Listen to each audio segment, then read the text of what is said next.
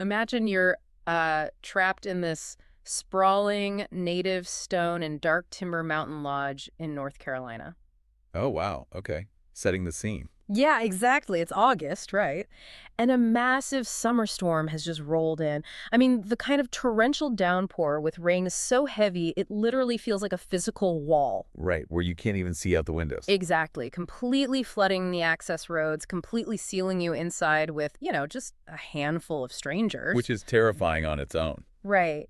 But now imagine you wake up the next morning to find that the lodge's incredibly dedicated housekeeper, a woman who has worked there quietly and dependably for 14 years, has been found dead at the bottom of a dark stairwell. Oh, man. I mean, it is the ultimate pressure cooker environment. It really is. You have the remote location, the extreme weather severing you from the outside world, and then boom, a sudden tragedy. It completely forces you to look at the perfectly pleasant people sitting next to you in the dining room and wonder what they're actually capable of. Exactly. And that's why we're here. Welcome to today's deep dive. We're looking at William Gregor's mystery thriller, The Lake House, to try and answer a genuinely terrifying psychological question. Which is, what does the absolute anatomy of a cover-up actually look like? Right, we aren't just summarizing the plot here. We are taking Gregor's text and running it through the lens of behavioral psychology. Yeah, to show you how secrets physically alter a person's reality. So we're going to unpack how the human brain conflates proximity with guilt, the actual mechanics of maintaining a lie over a decade, and the terrifying reality of what people are willing to do, not out of malice, but out of love. And I mean, that is exactly what elevates this source material from just a simple whodunit to a real psychological study. Yeah. Like Gregor uses the tropes of a locked room murder to bait the hook, sure. But the actual tension we're analyzing isn't really about who committed the act. Right, the who is almost secondary. Exactly. The deeper, much more compelling framework is why the architecture of a lie eventually necessitates violence. It's an exploration of how, one terrible choice made in a split second of panic stops being a decision and becomes a structural element of your entire world. Okay, so let's unpack this. Think about the last time you were in a genuine emergency. Oh boy. Like maybe a car accident or a severe weather event or a sudden medical scare. Who did you immediately look to? You look for the person who isn't freaking out. Exactly. You probably looked for the person who wasn't panicking. You looked for the person who took a breath, lowered their voice, and just started giving directions. Right, because our brains are basically hardwired to seek regulation. Right. When a neurotypical brain experiences a sudden crisis, the amygdala basically hijacks the system. The classic fight or flight. Yeah. You're flooded with cortisol, that fight or flight kicks in, and your higher level reasoning just plummets. Yeah. So when we see someone whose prefrontal cortex seems perfectly intact, someone who is calm and collected, we biologically gravitate toward them for safety. And that biological instinct is exactly what the owner of Lake Chatuge Lodge, James Boyd, absolutely exploits. Oh, he plays it perfectly. He really does. Our source material describes James as a man in his late 50s, silver-haired, armed with this incredibly warm, unhurried smile. The ultimate reassuring presence. Right. So when this storm hits, which, by the way, the text actually compares to Hurricane Helene in its ferocity. Wow. Yeah, it seals off the mountain. And it's the head of housekeeping, Adela, who finds the victim, Julia Sullivan, dead near the lodge's records room. 14 years she worked there. Just awful. It's tragic, but James's reaction to this horrific discovery is flawless. I mean, he manages the crisis with absolute microscopic precision. Yeah, he does everything right. He attempts to call the county sheriff. He steps out to comfort the frightened guests. And because the cell service is completely down, he offers everyone the use of the lodge's landline. Very accommodating. Right. And crucially, he immediately provides a completely plausible, entirely reasonable explanation to the room. Right, the step. Yeah, he mentions there was a burned out light bulb. There's a sudden, tricky step down in the back corridor. So it was a tragic, accidental fall in the dark. But wait, let me push back here for a second because, okay, let's unpack this. Isn't it entirely possible we're just retroactively projecting malice onto James because we know it's a thriller? That's a fair question. I mean, if I'm running a massive hotel and a tragedy happens, it is literally my job to prevent a mass panic. True. I keep thinking of him like a swan, right? Like gracefully gliding above the water while paddling furiously and ruthlessly underneath. That's a great analogy. Is it really weaponized charm, or is he just a guy trying to keep his business from descending into absolute chaos? Like, should we actually be treating hyper-competence in a crisis as a red flag? Is there a point where being too calm is suspicious? So that is the exact tension the book plays with. But the red flag isn't the competence itself, it's the absence of the initial processing phase. Oh, okay. Explain that. The protagonist of the text, Claire Harmon, she's the one who spots the anomaly. She realizes James wasn't shocked when the news was broken to him.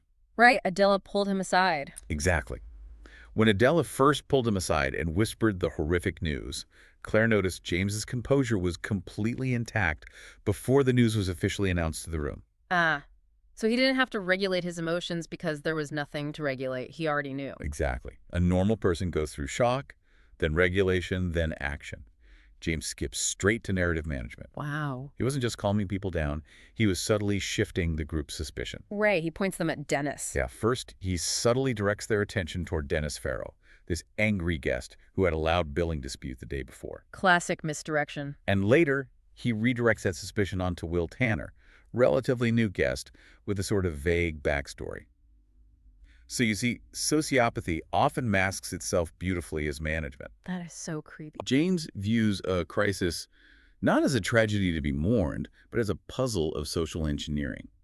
He keeps the air in that lodge breathable by controlling exactly what every single person sees and hears. So if James is exerting that level of control over the reality of the lodge, how does that shape the reality of the people living under him? Oh, it completely defines it. Because James isn't the only one carrying a massive secret here.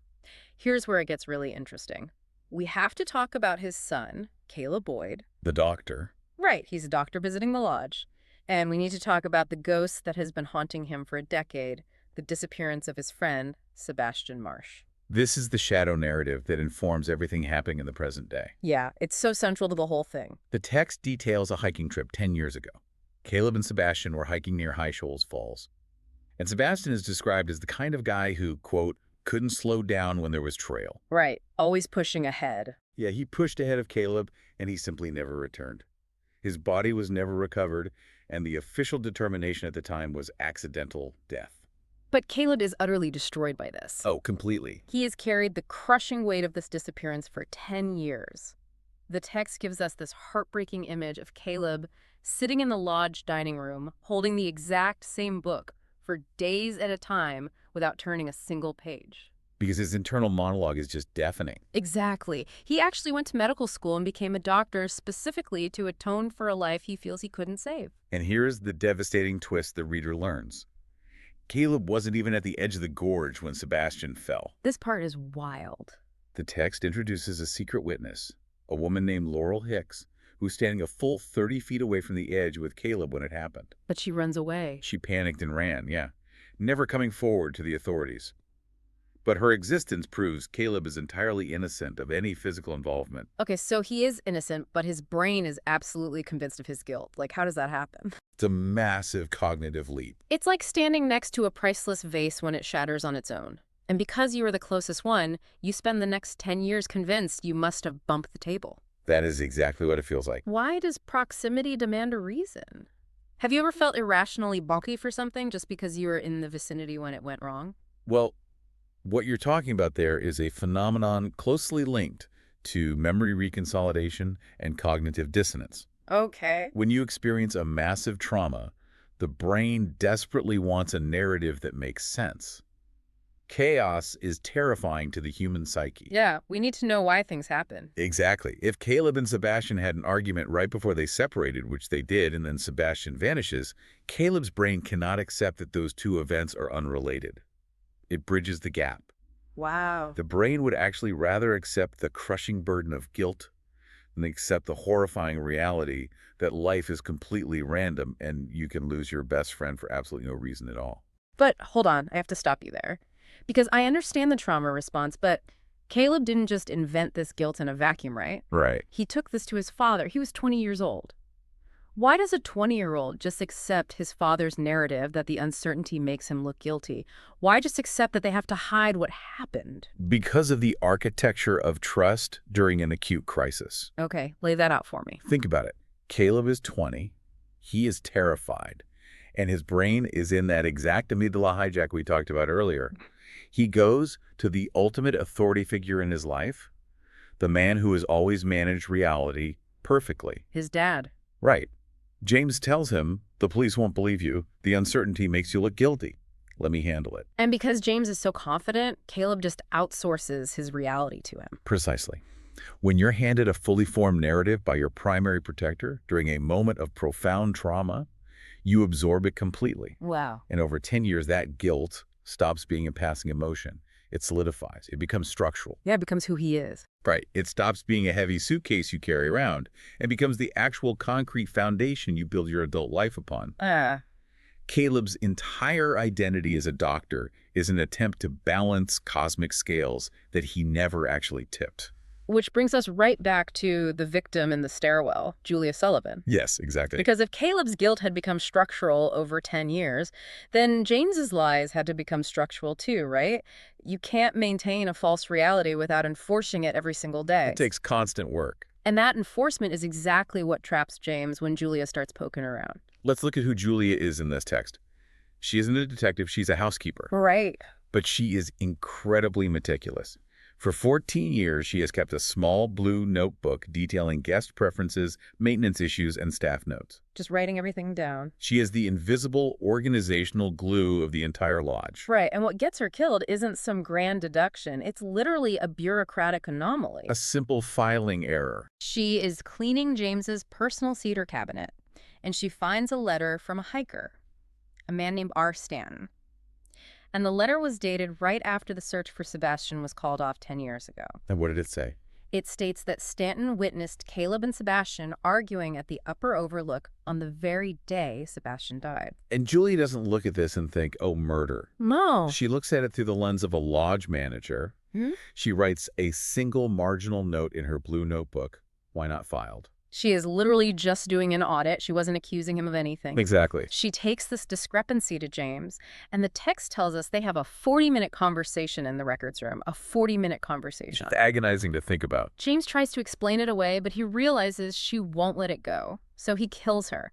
But I have to push back on James's logic here. Tell me why he had to escalate to murder. Yeah. I mean, Julia was incredibly loyal. She worked for him for 14 years. Tell her you spilled coffee on the official file. Tell her you forgot. Why kill her? Because of the terrible, unforgiving logic of suppression. Okay. Think of it like hard-coding a bug into a piece of software to fix a temporary glitch.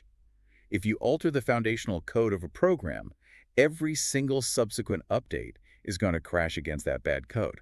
That makes sense. 10 years ago, James hard-coded a massive lie into the localized reality of the lodge's filing system. He altered the formal timeline to hide the fact that Caleb and Sebastian argued. Okay, I see where you're going. Once you alter a formal record, you cross a psychological and legal Rubicon. You can never, ever allow contradictory evidence to enter the ecosystem. Because it all unravels. Right. And James knew Julia better than anyone. He trained her. Her entire professional identity was built on paying attention to inconsistencies. Right. The blue notebook. If he lied and said he just forgot to file it, Julia's mind would keep working at the edges of that excuse. She would document it. She would eventually ask the next logical question, and the next. She wasn't trying to solve a murder. She was just trying to reconcile a ledger. And James couldn't let her do it because his ledger was entirely fabricated. The lie James built was incredibly fragile. Julia's innocent, practical question was the wind that was going to knock the entire thing down. Wow. What does a 40-minute conversation before a murder look like? It's a frantic psychological negotiation where a man who is obsessed with control realizes he's sitting across from a woman whose diligence he can no longer manage. It's terrifying. He killed her because his 10-year-old deception had finally backed him into a corner where narrative control was no longer possible. That is just chilling. He was totally trapped by his own cover-up. He really was. Which leads directly to the climax of the source material. Claire Harmon, our protagonist, breaks into the records room in the early hours of the morning to find the truth behind Julia's death, and she locates the county search coordination envelope from 10 years ago. And this is where Gregor delivers the most devastating blow of the entire narrative. It really is. Claire opens the envelope and finds the original 17-page search and rescue report, along with the coroner's field notes from the initial search. And the details here are just gut-wrenching. The documents reveal that the footprints found at the secondary overlook, which, importantly, was 1.2 miles away from where Caleb and Sebastian had their argument, were completely single footprints. Well, look. Yeah, and there was absolutely zero evidence of second-party involvement. The ground itself told the truth. The coroner officially ruled it a genuine, undeniable accidental death.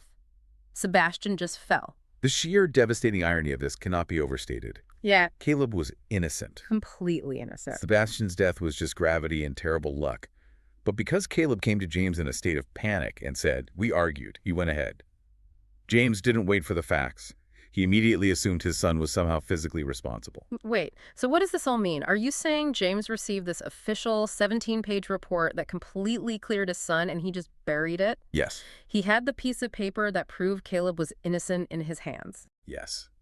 He buried the exoneration. But why?